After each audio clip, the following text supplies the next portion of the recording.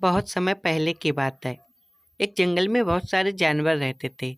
एक दिन जंगल में खबर फैल गई कि बरसों पहले जिस नागिन को इंसान पकड़कर ले गए थे, वो अचानक से जंगल में वापस आ गई है।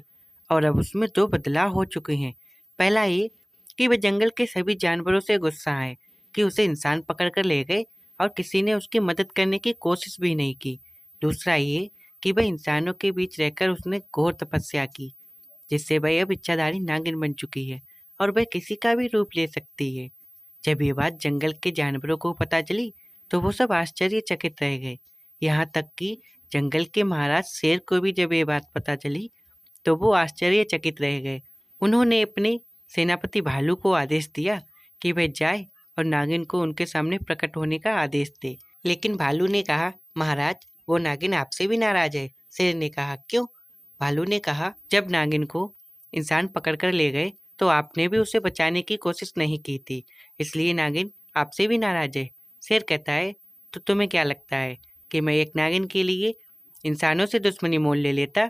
मैं भले ही जंगल का सबसे शक्तिशाली जानवर हूँ, लेकिन इंसानों से खतरनाक जानवर कोई भी नहीं है। जाओ, उस नागिन को मेरे सामने प्रकट होने का आदेश दो। मैं भी तो देखूं इच्छाधारी नागिन को।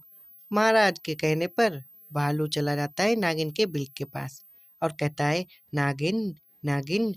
अंदर से आवाज आती है, नागिन नहीं, इच्छाधारी नागिन कहो। भालू कहता है, इच्छाधारी नागिन, तुम्हें महाराज ने बुलाया है।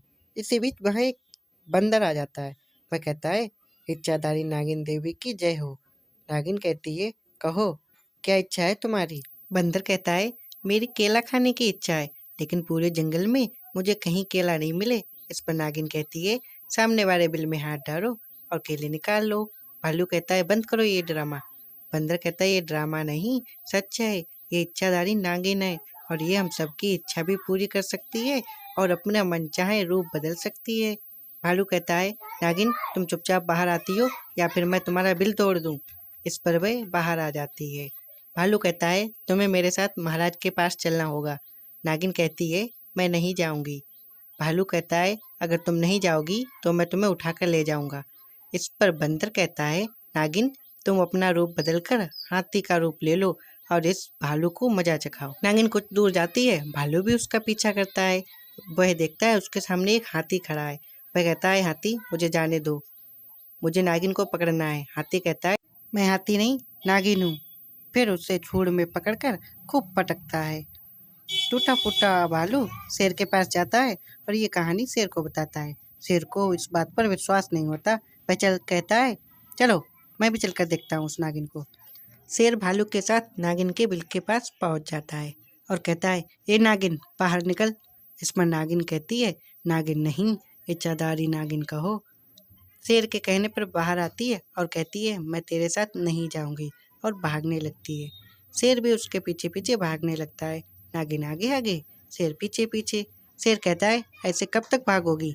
नागिन कहती है, मैं पेड़ पर चढ़ जाऊंगी, तू पेड़ पर नहीं चढ़ सकता।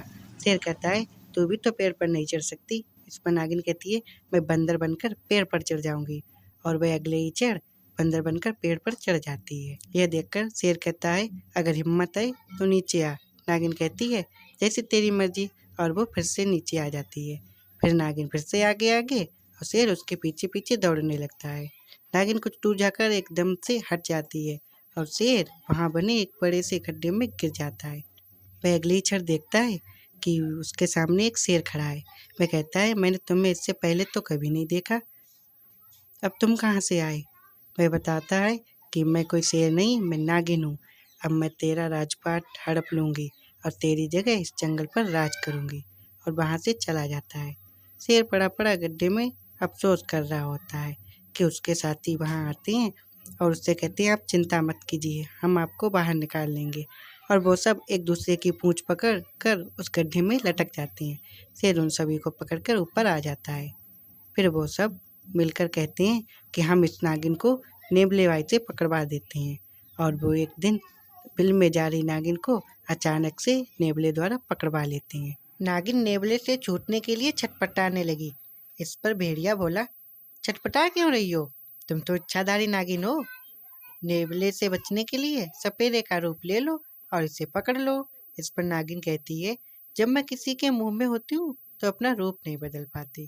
भेड़िया कहता है तो इसे मार दो, यही सही होगा हम सभी के लिए, वरना ये सभी को अपनी शक्तियों से परेशान करती रहेगी। इस पर नागिन कहती है नहीं नहीं, मुझे मत मारो, मैं इच्छाधारी नागिन नहीं हूँ। राजा कहता है क्या, तुम इच्छाधारी नागिन नहीं हो, तो तुमने रूप कैसे बदला? भालू कहता है तुम हाथी कैसे बनी? राजा कहता है तुम शेर कैसे बनी और बंदर कैसे बनी? इस पर भेड़िया बताता है ये इसकी चाल थी जो मैंने समझ ली है।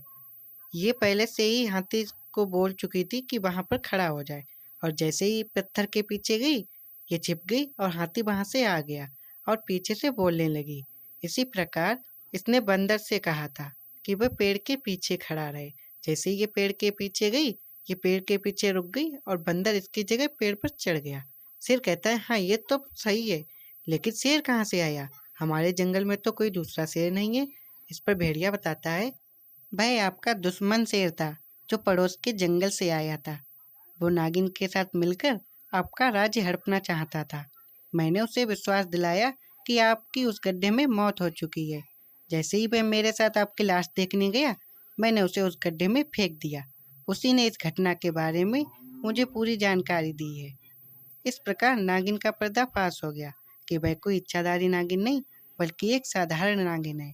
शेर उससे कहता है कि तुम्हारा बहुत अच्छा टैलेंट है, अगर तुम इसका यूज जंगल के बच्चों का मनोरंजन में करती तो वो बहुत खुश होते और हम सब भी इससे बहुत खुश होते, लेकिन तुमने अपने ज्ञान का उपयोग